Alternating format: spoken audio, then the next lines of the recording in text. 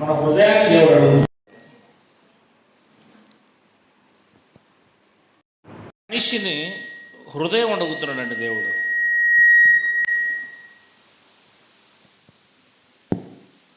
హృదయం అడుగుతూ ఉన్నాడు. మన హృదయంలో దేవునికి చోటు ఇవ్వాలి. అర్థమైందండి? దేవుని స్థలం నీ హృదయము.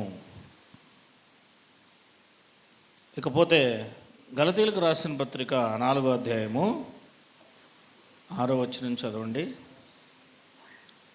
గలతీయులకు రాసిన పత్రిక 4వ అధ్యాయము 6వ వచనం చదవండి. మరియు మీరు కుమారులై ఉన్నందున నాయన తండ్రి అని మొరపెట్టు తన కుమారుని ఆత్మను మన హృదయంలోనికి పంపెను అని రాయబడింది. దేవుడు తన కుమారుని ఆత్మను మన హృదయంలోనికి పంపాడు. అంటే దేవునికి ఇవ్వవలసిన చోటు, దేవునికి ఇవ్వవలసింది ఏమిటి? మన హృదయము. ఎంతమంది ఇక్కడ ఉన్నవారు దేవునికి ఆల్రెడీ హృదయం ఇచ్చి ఉన్నారు? ఎంతమంది హృదయంలో దేవుణ్ణి చేర్చుకొని ఉన్నారు చెప్పగలరా?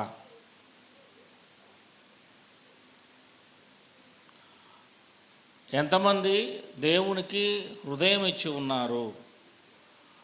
పూర్ణ హృదయముతో పూర్ణ ఆత్మతో దేవుణ్ణి మేము సేవిస్తున్నాము అని చెప్పగలిగిన ప్రజలు ఇక్కడ ఉన్నారా? మరి లాభం ఏంటి? దేవునికి ఇవ్వవలసిన వాటిలో మొదటిది హృదయము. దేవుడు నిన్ను అడుగుతున్నదే హృదయము. నీ హృదయం కావాలి ఆయనకు. యోహాను సువార్త 14వ అధ్యాయము 23వ వచనాన్ని చదవగలిగితే, యోహాను సువార్త 14వ అధ్యాయము 23వ వచనాన్ని చదవగలిగితే, యేసు మీరు నన్ను ప్రేమించిన ఎడల, యేసు ఒకడు నన్ను ప్రేమించిన ఎడల వాడు నా మాట గైకొనును, అప్పుడు నా తండ్రి వానిని ప్రేమించును, మేము వాని యొద్దకు వచ్చి వాని యొద్ద వాని హృదయములో నివాసం చేస్తాము అని రాయబడింది. ఎన్ని విషయాలు దాగి ఉన్నాయో తెలుసా ఇందులో? ఆసామాసిగా మనం మాట్లాడుకుంటూ ఉంటాం. చెప్పండి, ఏమని రాయబడింది ఇక్కడ?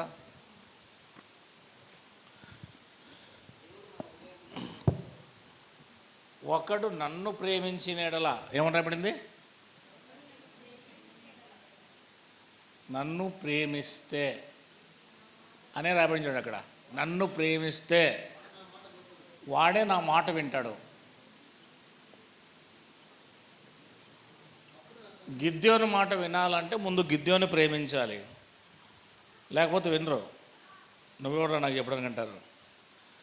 గిద్యోని అభిమానించేవారు, గిద్యోని ప్రేమించే వాళ్ళే ఆ మాట వింటారు.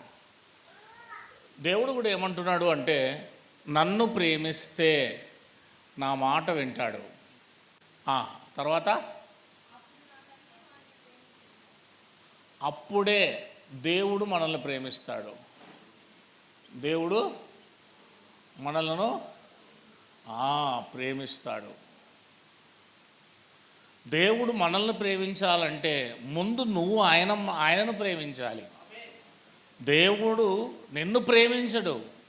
దేవుణ్ణి నువ్వు ప్రేమిస్తే నువ్వు ఆయన మాట వింటావు గనక నువ్వు ఏం చెప్పినా దేవుడు అప్పుడు నిన్ను ప్రేమిస్తాడు. అప్పుడు దేవుడు నీలోనికి, అనగా హృదయంలోనికి వస్తాడు. నీ హృదయంలోనికి దేవుడు రావాలి అంటే చెప్పండి, ఖచ్చితంగా ముందు నువ్వు దేవుణ్ణి ప్రేమించాలి, ఆ తర్వాత ఆయన మాటకు లోబడాలి. అప్పుడు దేవుడు నిన్ను ప్రేమిస్తాడు, నువ్వేమడిగినా నీకు ఇస్తాడు. ఆ తర్వాత నీలోనికే వచ్చేస్తాడు, నీలోకి వస్తాడు. దేవుణ్ణి నువ్వు ప్రేమించకపోతే నువ్వు మాట వినవు. ఎవరు మాట వింటలేరో వాడు ప్రేమించడు.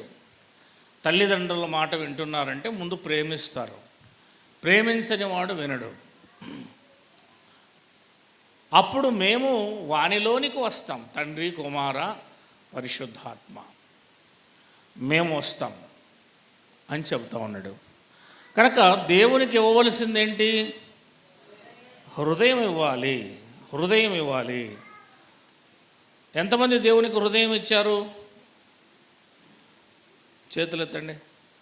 మా దేవుడు ఉన్నాడండి, నా హృదయంలో దేవుడు ఉన్నాడు, నాతో దేవుడు ఉన్నాడండి అని చెప్పగలిగిన వారు చేతులు ఎత్తండి. లేదు, చేతులు ఎత్తలేం లేదు. కాబట్టి దేవునికి చోటు ఇవ్వలేదు అని అర్థం.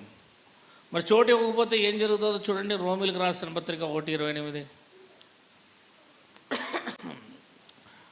మరియు వారు తమ మనస్సులో లేదా తమ హృదయంలో దేవునికి చోటు ఇవ్వలేదు కనుక చెయ్యరాని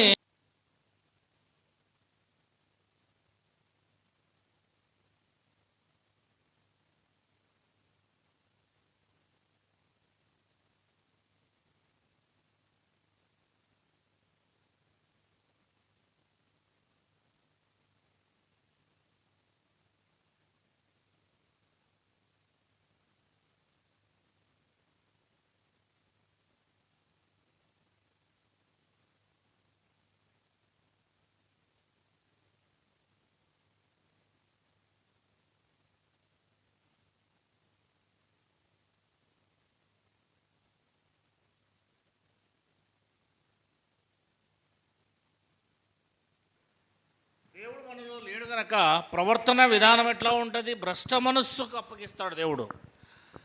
దేవునికి హృదయం ఇవ్వకపోతే మన ప్రవర్తన ఎలా ఉంటుంది? దుర్నీతి, దుష్టత్వము, లోభము, ఈర్ష్య, మత్సరము, నరహత్య, కలహము, కపటము, వైరము, కొండెము, అపవాదము, ద్వేషము, హింసలు, అహంకారము, బింకములాడుట, చెడ్డవాటిని కల్పించుట, తల్లిదండ్రులకు అవిధేయులు, ఎక్సెట్రా ఎక్సెట్రా. ఇదంతా కూడా దేవునికి చోటు లేని హృదయంలో పోరాటం జరుగుతూ ఉంటుంది. నిండుకొని ఉంటారు వాళ్ళు.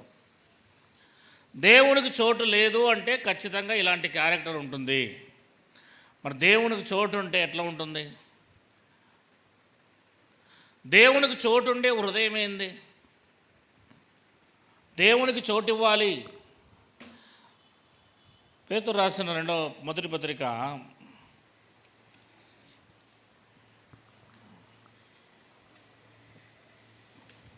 2వ అధ్యాయము 1వ వచనం. ప్రభు దయాళుడని మీరు రుచి చూచి ఉన్న ఎడల సమస్తమైన దుష్టత్వము, సమస్తమైన కపటము, వేషధారణ, అసూయ, సమస్తమైన దూషణ మాటలు మానేసి ఉంటారు. ఇప్పటికే మానేసి ఉంటారు. ఎవరైతే వీటన్నిటిని మానేశారో దేవుడు వాళ్ళలో ఉన్నాడు అని అర్థం. వీటన్నిటిని మానేసేసేయాలి. ఇవి ఉండకూడదు, ఇలాంటివన్నీ మనలో ఉండకూడదు. యాకోబు పత్రిక 3వ అధ్యాయం 13వ వచనంలో, మీలో జ్ఞాన వివేకం గలవాడెవడు? వాడు జ్ఞానంతో కూడిన సాత్వికం గలవాడే తన యోగ్య ప్రవర్తన వల్ల తన క్రియలను కనబరచవలెను. అయితే మీ హృదయములో సహింపకలవి కానీ మత్సరము, వివాదము ఉన్నాయవడితే అతిశయపడవద్దు, సత్యమును విరోధముగా అబద్ధం ఆడవద్దు. ఈ జ్ఞానం పైనుండి దిగి వచ్చినది కాక భూ సంబంధమైనది, ప్రకృతి సంబంధమైనది, దెయ్యముల జ్ఞానం వంటిదే ఉన్నది. ఏలైనగా మత్సరం, వివాదం ఎక్కడ ఉండనో అక్కడ ఎల్లరితో కూడిన ప్రతి నీచ కార్యం ఉండను. అయితే పైనుండి వచ్చిన జ్ఞానం మొట్టమొదట పవిత్రమైంది, నీ హృదయం పవిత్రమవుతుంది.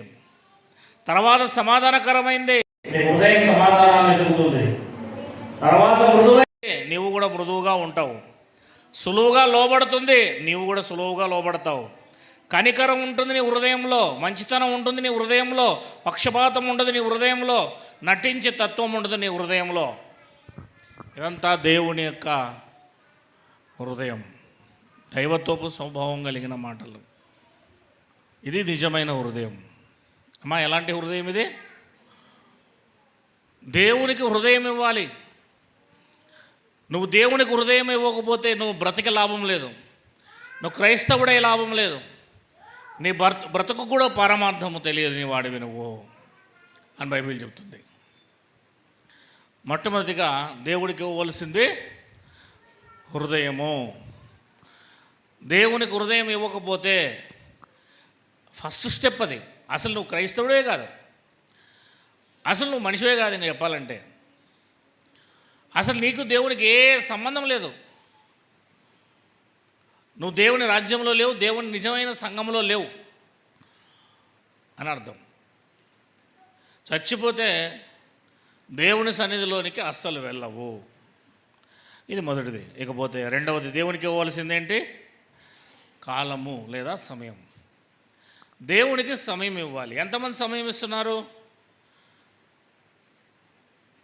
మీరు మీ తల్లిదండ్రులని, మీ భార్యల్ని, మీ పిల్లల్ని, మిమ్మల్ని పోషించుకోవడానికి రోజుకి ఎంత సమయం ఇస్తున్నారు? ఉదయం 9 నుంచి సాయంకాలం 6 వరకు. కొంతమంది ఉదయం 6 నుంచి సాయంత్రం 6 వరకు, కొంచెం మంది ఉదయం 6 నుంచి 10 వరకు డబ్బు కోసం సమయాన్ని. మరి రోజు దేవునికి సమయాన్ని ఎంత ఇస్తున్నారు? 2.5 గంటలన్నా దేవునికి సమయాన్ని ఇవ్వాలి. 2.5 గంటలు వాక్యం చదవడానికి, బైబిల్ ప్రార్థన చేసుకోవడానికి, కుటుంబ ప్రార్థనకు ఇస్తున్నారా? చేతులెత్తి చెప్పండి. ఇక్కడ రోజు కుటుంబ ప్రార్థన తప్పకుండా చేస్తాము అన్నవాళ్ళు, మా ఇంట్లో ఇంతవరకు కుటుంబ ప్రార్థన తప్పిపోలేదని చూసారా? రెండవది కూడా లేదు. బైబిల్ పట్టుకొని క్రైస్తవులు అని వచ్చేసాం చర్చికి.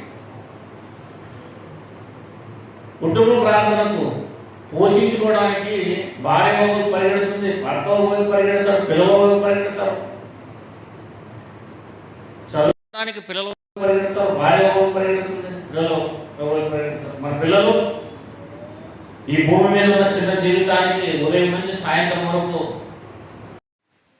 కాలేజ్ అంట, ట్యూషన్లు అంట, స్పెషల్ క్లాసులు అంట, శాశ్వత సంబంధమైన జీవితం అర్థం కాలేదు. మరి దేవునికి సమయం ఎప్పుడు ఇస్తున్నారు చెప్పండి? ఆదికాండం 22వ అధ్యాయంలో ఈ సంగతులు జరిగిన తర్వాత దేవుడు రాత్రి సమయంలో, ప్రార్థన సమయంలో దేవుడు వచ్చి మాట్లాడుతున్నాడు అబ్రహాముతో. 3 దినములు ప్రయాణం చేసేంత దూరం వెళ్ళి నీ కుమారుని, ఏకైక కుమారుని నాకు బలివ్వాలి అని చెప్పాడు. నిజంగా 3 దినములు సమయం ఇచ్చాడు. చూడండి, ఎన్ని దినాలు సమయం ఇచ్చాడు దేవుడికి? 3 దినాలు. ఎందుకు అక్కడికే రమ్మన్నాడు? ఉద్దేశాలు మారిపోతాయి, ఆలోచనలు మారిపోతాయి. నా కొడుకును బలి ఇచ్చేకెళ్తున్నాను కదా అని ఒక రాత్రి ఆగగానే మనసు మారచ్చు, 2వ రాత్రి మనసు మారచ్చు, 3వ రాత్రి అయినా మనసు ఇనికి రావచ్చు. కానీ ఇంటి దగ్గర మాటిచ్చిన రీతిగానే అబ్రహాము మనసు దేవునికి బలి ఇవ్వాలంటే ఇవ్వాలన్న ఇంటెన్షన్తోనే బయలుదేరాడు. దేవునికి కాలము ఇచ్చాడు. అతని మనసును మార్చడానికి ఎన్ని రకాల ఆటంకాలు వచ్చినా అతని మనసు మారలేదు. కారణం, దేవుని కంటే ఎక్కువైంది ఏది లేదని అతను చూడగలిగాడు. మనము లోకంలో ఉన్న వాటికంటే ఎక్కువైంది ఏది లేదని, దేవుడి కంటే దేవుడే తక్కువైన వాడని మనం అనుకుంటున్నాం. దేవుణ్ణి ఒక చీపరు పుల్లలాగా చూస్తున్నాం కనుక దేవుని విలువ మనకు అర్థం కాలేదన్నమాట. కాలం ఇచ్చాడు, 3 దినముల కాలం ఇచ్చాడు. ఆ తర్వాత బైబిల్ అంటుంది 20వ అధ్యాయం నిర్గమకాండము 8వ వచనం నుంచి 11వ వచనం వరకు, 6 దినములు నేను కష్టపడి సృష్టిని తయారు చేశాను, 7వ దినమున నేను విశ్రమించాను. ఆదికాండం 1వ అధ్యాయము మొత్తం చూస్తే, ఆదికాండం 2వ అధ్యాయం 1వ వచనం చూస్తే, 6 రోజులు దేవుడు కష్టపడి 7వ దినమున దేవుడు విశ్రమించానని ఉంటుంది. అదే మాట ఎత్తుకొని 20వ అధ్యాయం 8వ వచనం నిర్గమకాండంలో 8 రోజులు 6 రోజులు మీరు కష్టపడండి, 7వ రోజున మీరు విశ్రాంతి తీసుకొని నన్ను ఆరాధించడానికి ఒక దేవుని మందిరానికి రండి అని చెప్పాడు. మీ దాస్యులు, ఆఖరికి మీ ఇంట్లో వాళ్ళు, పిల్లలు, కుమారులు, తల్లిదండ్రులు అందరూ, ఏ ఒక్కరు కూడా ఇంట్లో ఉండకూడదు, అన్నీ లాక్ అయిపోవాలి. హౌస్లన్నీ లాక్ అయిపోయి టోటల్గా అందరూ సర్వ సమాజముగా మందిరం దగ్గర కూడాలి అన్నాడు. ఇది నాకు సమయం ఇవ్వాలి, 6 రోజులకు ఒకసారి, అంటే 7వ దినంన నాకు సమయం ఇవ్వాలని దేవుడు అడిగాడు. ఎక్కడ ఈరోజు మనం దేవునికి సమయం ఇచ్చేది? ఆ రోజు వాళ్ళ విశ్రాంతి దినమున ఉదయం నుంచి సాయంత్రం వరకు ఉండేవాళ్ళు. ఉపవాసం ఉండి మళ్ళీ ఉపవాసం ఉండి చేసేవాళ్ళు. వాళ్ళు ఉదయం నుంచి సాయంత్రం వరకు ఉపవాసం ఉండి కూడుకునేవాళ్ళు. వాక్యం చెబుతూ ఉంటే ఏడ్చుకుంటూ వినేవాళ్ళు. అది కూడా ఓన్లీ ధర్మశాస్త్రంలో ఉన్న వాక్యమే. ఆది కాండము, నిర్గమకాండము, లేవేకాండము, సంఖ్యాకాండము. అది కూడా లేదు ఇంకా అప్పటికి. అవి చెప్పినప్పుడే వాళ్ళు అన్ని నేర్చుకున్నారట. మనకు 66 పుస్తకాలు ఉన్నాయి. పరిపూర్ణమైన కొత్త నిబంధన జ్ఞానం ఉంది. అవి ఉన్నప్పటికే వాళ్ళు ఆ మాటలు విని మారుమనసు పొందుకునే వాళ్ళట. దేవుణ్ణి ఎంతగానో హత్తుకొని బ్రతికేవాళ్ళంట. కనుక దేవుని కోసమై ఒక దినమును దేవుడు వారికి ఏర్పాటు చేశాడు. అది విశ్రాంతి దినం. ఇకపోతే కొన్ని మాటలు చూద్దాం. ఎఫెసీ పత్రిక 5వ అధ్యాయము 5వ వచనం చదువుతారా? వ్యభిచారి అయినను అపవిత్రుడైనను, సరే అమ్మా, 5వ అధ్యాయం 15వ వచనం. దినములు చెడ్డవి గనక మీరు సమయము పోనీయక సద్వినియోగం చేసుకొనుచు అజ్ఞానుల వలె కాక జ్ఞానుల వలె నడుచుకున్నట్లు జాగ్రత్తగా చూచుకొనుడి. మీరు సమయమును పోనీయక, ఏం పోనీయక? అది కాలాన్ని పోనీయకూడదు. లోకములో ఉన్నవారి వల్లే జీవించకూడదు. మీరు సద్వినియోగం చేసుకోవాలి, సమయమును వినియోగపరచుకోవాలి. ఎంత సమయాన్ని వ్యర్థపరుస్తున్నామో, ఎంత సమయాన్ని వేస్ట్ చేస్తున్నావో బైబిల్ దగ్గరికి రాకుండా. నువ్వు ఒక మనిషి ఆత్మీయుడిగా మారాలంటే బైబిల్ చదవాల్సిందే. ఒక మనిషి ఆత్మీయంగా బలపరచబడాలంటే ఆత్మీయంగా ఖచ్చితంగా బైబిల్ చదవాల్సిందే. ప్రార్థన జీవితం కలిగి ఉండాల్సిందే. సారా తాక్కోకుండా సారా తాగిన వాని వల్ల మనం మారలేం. ఆహారం పుచ్చుకోకుండా మనకు బలం రాదు. 2 రోజులు 3 రోజులు ఆహారం తీసుకోకపోతే మనిషి అంతా నీరసిపోతాడు. ఆహారం తిన్నవానితో పాటు ఆహారం లేనివాడు నడవలేడు, పని చేయలేడు. అలాంటిది నువ్వు ఎన్ని సంవత్సరాలు అయిపోతుందో బైబిల్ చదవక, ప్రార్థన చేయక, ఆత్మీయ స్థితిలో నువ్వు పడిపోయి ఉన్నావు. నిన్ను లేపటం చాలా అసాధ్యం, కష్టం. నువ్వు లేచి నిలబడడం కూడా కొన్ని 10 సంవత్సరాలు పడుతుంది. ఇంకా 1, 2 కాదు, సంవత్సరం కాదు, మరలా 10 సంవత్సరాలు కంటిన్యూగా నువ్వు దేవుని గ్రంథం చదివి ప్రార్థన చేస్తే కానీ నిలబడడం కష్టం. ఎందుకంటే వెనక్కి లాగుతూ ఉంటుంది నేను లోకం. కనుక ఆలోచన చేయండి మీరు ఏ స్థితిలో ఉన్నారో. 6వ అధ్యాయము ఎఫెసీ పత్రిక 18వ వచనం కూడా చదువుకుందాం. ఆత్మ వలన ప్రతి సమయమునందును ప్రతి విధమైన ప్రార్థనను విజ్ఞాపనను చేయుచు ఆ విషయమై సమస్త పరిశుద్ధుల నిమిత్తమును పూర్ణమైన పట్టుదలతో విజ్ఞాపన చేయుచు మెలకుగా ఉండుడి. ప్రతి సమయమునందు, ఒక సమయం కాదు, ఆదివారమే కాదు, ప్రతి సమయం ఆత్మ వలన ప్రతి సమయమునందు ప్రతి విధమైన ప్రార్థన విజ్ఞాపన చేయిచూ ఉండాలట. ఇవన్నీ చూసుకుంటే మన జీవితంలో ఈ మాటలకి మనకి పొంతనే లేకుండా పోతుంది. ఇంకా ముందుకు పోదాం. కొలస్సీ పత్రిక 4:5. బైబిల్ ఏది చెబితే అది చేస్తేనే క్రీస్తులా మారుతాం. సమయాన్ని పోనివ్వక సద్వినియోగం చేసుకునొచ్చు సంఘమునకు బయట ఉన్న వారితో జ్ఞానము కలిగి నడుచుకునుడి అని రమణించండి. కనుక సమయాన్ని పోనివ్వద్దు, సమయాన్ని పోగొట్టొద్దు. అంటే దేవునికి సమయాన్ని ఇవ్వాలి, దేవునికి తప్పనిసరిగా సమయాన్ని నువ్వు కేటాయించాల్సిందే అని రాయబడింది బైబిల్లో. సరే, మంచిది. ఇకపోతే మూడవది, నీ ఆస్తిలో భాగము దేవునికి ఇవ్వవలసింది. మొదటిది నీ హృదయం ఇవ్వాలి, రెండవది దేవునికి సమయం ఇవ్వాలి, మూడవది నీ ఆస్తిలో భాగము దేవునికి ఇవ్వాలి. సామెతల గ్రంథం 3వ అధ్యాయము 9వ వచనం చదవగలిగితే, నీ రాబడి అంతటిలో ప్రథమ ఫలమును నీ ఆస్తిలో భాగమును ఇచ్చి యెహోవాను ఘనపరచుము, యెహోవాను గొప్ప చెయ్యి, అప్పుడు నీ కొట్లలో ధాన్యమును సమృద్ధిగా ఉండును, నీ గానుగలలో క్రొత్త ద్రాక్షరసము పొర్లి పారును. దేవుడు చెప్తున్నాడు ఆస్తిలో భాగం. ఎందుకు దేవునికి ఆస్తిలో భాగం ఇవ్వాలి అంటే, దేవుని సువార్త పని, దేవుని పని జరగాలి, దేవుని పని జరగాలి. అపోస్తలుల కార్యం 2వ అధ్యాయంలో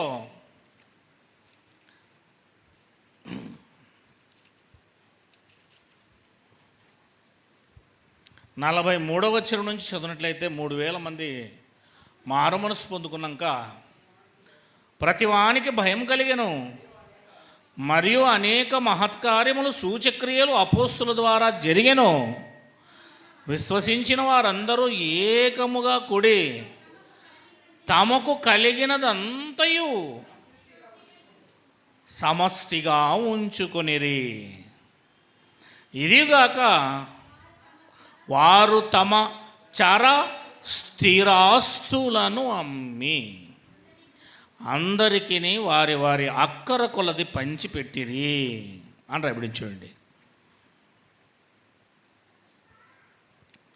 దేవునికి సమయం ఇస్తున్నారు వీళ్ళు, దేవునికి హృదయాన్ని ఇస్తున్నారు వీళ్ళు, దేవునికి వారి ఆస్తిలో భాగం కాదు, ఆస్తి మొత్తం ఇచ్చేస్తున్నారు. ఇక్కడ అక్కర గల వారికి అందరికీ పంచుతున్నారు. వాటిని తీసుకొచ్చి అపోస్తుల పాదాల దగ్గర పెడుతూ ఉన్నారు. చూడండి, 4వ అధ్యాయము 32వ వచనం చదువుకుందాం. అపోస్తుల కార్యములు. విశ్వసించిన వారందరూ, మీరందరూ విశ్వాసం ఉంచారా యేసుప్రభువందు? మరి వీళ్ళు చూడండి, మీరు చూడండి, నేను చూడండి, ఎట్లున్నామో, ఎంత తేడా ఉన్నామో. విశ్వసించిన వారందరూ ఒకే ఒక హృదయం అంట, అందరికీ ఒకే ఒక ఆత్మ గలవారంట వాళ్ళందరూ. ఎవడును తనకు కలిగిన వాటిలో ఏదియు తమదని అనుకొనలేదు, వారికి కలిగినదంతయు వారికి సమష్టిగా ఉండెను. ఇదిగాక అపోస్తులు బహుగా బలముగా ప్రభువైన యేసుక్రీస్తు పునరుద్ధానం గురించి సువార్త చెప్తున్నారు. దైవ కృప అందరి యందు అధికముగా ఉండెను. భూములైనను, ఏమంటే భూములు, మనం పంట వేసుకోవడానికి దేవుని దగ్గరికి రావడం లేదు ఆదివారం, కానీ ఇక్కడ భూములే అమ్మేసి వస్తున్నారు. అడ్డం వస్తాయి అవి మనకని, అవి అడ్డం వస్తాయి దేవుని సేవ చేయడానికని ఏం చేస్తున్నారు? భూములైనను ఇండ్లైనను. మరి ఇండ్లన్నీ అమ్మితే, భూములన్నీ అమ్మితే వీళ్ళు ఎక్కడ ఉంటారు? దేవుని పని జరిగితే చాలు మనం ఇండ్లు కట్టుకుంటాం, వాళ్ళు ఇండ్లు అమ్ముతున్నారు. మనం భూములు కొంటాం, వాళ్ళు భూములు అమ్ముతున్నారు. ఎంత రివర్స్ పోతుంది? వాళ్ళు పరలోకానికి పోయేవాళ్ళు, మనం కాదు పరలోకానికి పోయేవాళ్ళు, మనం పోతామని అనుకుంటున్నాం, అంతే భ్రమ. భూములైనను ఇండ్లైనను కలిగిన వారందరూ వాటిని అమ్మిన వాటి వెల తెచ్చి అపోస్తుల యొద్ద పాదాల దగ్గర పెడుతూ ఉన్నారంటండి. వారు ప్రతి వానికి వాని అక్కర కొలది పంచిపెట్టింది కనుక వారిలో ఎవనికిని కొదవలేకపోయాను. కుప్రలో పుట్టిన లేవీయుడగు యోసేపు అని ఒకడు ఉండెను. అతనికి అపోస్తుల హెచ్చరిక పుత్రుడు అని పేరు. అవునా? ఇతనికి అపోస్తులు హెచ్చరిక పుత్రుడని అర్థమిచ్చు బర్నబా అని పేరు పెట్టి ఉండిరి. ఇతడు భూమి గలవాడై, అంటే చాలా గొప్ప ఆసామి, దాన్ని అమ్మి దాన్ని వెల తెచ్చి అపోస్తుల పాదాల యొద్ద పెట్టెను. వాళ్ళు అమ్ముతున్నారు, మనం కొంటున్నాం. వాళ్ళు కట్టింది ఇచ్చేస్తున్నారు దేవునికి, మనం లేనిది కట్టుకుంటున్నాం. భక్తి ఎలా వస్తుందండి? భక్తి కోల్పోతేనే వస్తుంది, భక్తి రాదు లేకపోతే. కాబట్టి వాక్యం ఏం చెబుతుందో దానికి లోబడాలి, తప్పదు. ఇకపోతే మనం ముందుకు జాగ్రత్తగా గమనిస్తే, దేవుడు లేదా దేవునికి మనము ఇవ్వవలసినవి ఏమేమి చెప్పండి ఒకసారి చెప్పి ముందు పోదాము. ఒకటి హృదయం ఇవ్వాలి, రెండోది సమయం ఇవ్వాలి, మూడవది ఆస్తిలో భాగం ఇవ్వాలి. ఇది మాత్రమే దేవుడు కోరుతున్నాడు, అంతే. దేవుడు ఒక మనిషి నుంచి కోరేది ఈ మూడు మాత్రమే, ఇంకేమీ దేవుడు మనల నుంచి కోరడం లేదు. దేవుడు మనల నుంచి ఇంకేమీ కోరలేదు, కోరడు కూడా. దేవుడికి నీ హృదయం కావాలి,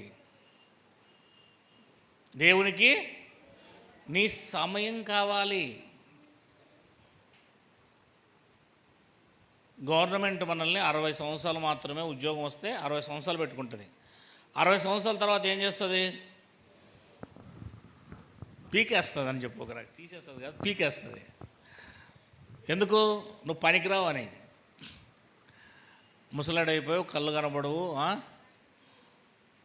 కాళ్ళు కదలవు, చేతులు కదలవు, నువ్వు వద్దు అంటుంది అనమాట. రిటైర్మెంట్ ఇస్తుంది. అప్పుడు దేవుడి దగ్గరకు వస్తారు మనలంతా. ఎప్పుడు వస్తారు? చెవులు వినబడు, కళ్ళు వినబడు, కళ్ళు కనబడు, అప్పుడు వస్తారు దేవుడి దగ్గరికి. అప్పుడు వస్తే ఎట్లవుతుంది? యవ్వన కాలంలో దేవుడు కాడెత్తుకోమన్నాడా, ముసలి కాలంలో ఎత్తుకోమన్నాడా? ఎక్కడన్నా ఉందా బైబిల్లో ముసలి కాలంలో ఎత్తుకోమని? యవ్వన కాలంలో కాడెత్తుకోమన్నాడు, ముసలి కాలంలో కాదు. యవ్వనస్తులారా మీరు బలవంతులు అన్నాడు. పౌలు యవ్వన కాలంలో వచ్చాడా, ముసలి కాలంలో వచ్చాడా? యేసు ముసలి కాలంలో వచ్చాడా, యవ్వన కాలంలో వచ్చాడా? అపోస్తలులంతా ఎప్పుడు వచ్చారు? తిమోతి ఎప్పుడు వచ్చాడు? అంతా యవ్వన కాలంలోనే వచ్చారు. యవ్వన కాలంలో వచ్చి వాళ్ళు వృద్ధాప్యం వరకు ఎలా నిలబడ్డారు? వివాహాలు చేసుకోకుండా దేవుని కోసం సమస్తాన్ని వదులుకొని దేవుని సేవలో వారు తలమునకలై చివరికి ప్రాణం వదిలేరు. అది వాళ్ళ జీవితాలు. మన జీవితాలు దేవునికి హృదయం ఇవ్వలేదు. ఏమి ఇవ్వలేదమ్మా? దేవునికి హృదయం ఇవ్వలేదు, ఇంకా దేవునికి సమయం ఇవ్వలేదు, దేవునికి ఆస్తిలో భాగము ఇవ్వలేదు. ఈ మూడు దేవునికి ఇవ్వాలి. దేవునికి హృదయం ఇవ్వలేదంటే నీ హృదయంలో ఇంకా వేరేవన్నీ ఉంటాయి, అంతే. ఇంకా దేవునికి సమయం ఇవ్వడం లేదంటే మరి నువ్వు దేనికి ఇస్తున్నావు సమయం? ఇంకా ఉద్యోగానికి, నీ పనికి ఇస్తున్నావు. ఒకటి మాత్రం నేను చెప్పగలను, ఇలాగే చచ్చిపోతే దేవుని దగ్గరికి వెళ్ళరు, అంతే. నరకానికి పోతారని చెప్పడం కంటే దేవుని దగ్గరికి వెళ్ళరని చెప్పడం మంచిది, అంతేనా లేదా? 100% ఇది. నీతో దేవునికి పని, హృదయం ఇవ్వని వానితో దేవునికి పని లేదు. దేవుని పని చేయని వానితో, దేవుని కోసము ఆశపడిన వానితో దేవునికి పని లేదు. దేవునికి ఎలాంటి వారు కావాలి? నా కాడి మోసుకోమని చెప్పాడు ఆయన, సువార్త ప్రకటించమని చెప్పాడు ఆయన. ప్రతిరోజు బయటికి వెళ్ళి ఏం చేయమన్నాడు? నా కాడి మోసుకొని సువార్త ప్రకటించమన్నాడు. ఆదివారం రోజు వచ్చి ఏదో ముఖం కనబడేసి మనం వెళ్ళిపోయే వాళ్ళు కాదు కదా ఆయనకు కావాల్సింది. ఆయన పని జరగాలి కదా. ఆయన ఒక ఫ్యాక్టరీ పెట్టుకొని ఉన్నాడు, దాని ప్రొడక్షన్ జరగాలి కదా, ఆత్మలో ప్రొడక్షన్ జరగాలి కదా. ఏ సంఘం ద్వారా ఆత్మలో ప్రొడక్షన్ జరుగుతుందో ఆ సంఘం దగ్గరికి వెళ్ళిపోతాడు ఆయన. కనుక ఆలోచన చేయండి జాగ్రత్తగా. దేవునికి ఇవ్వవలసినవి మీరు ఇస్తారని నేను ఆశిస్తున్నాను. దేవునికి మహిమ కలుగునుగాక.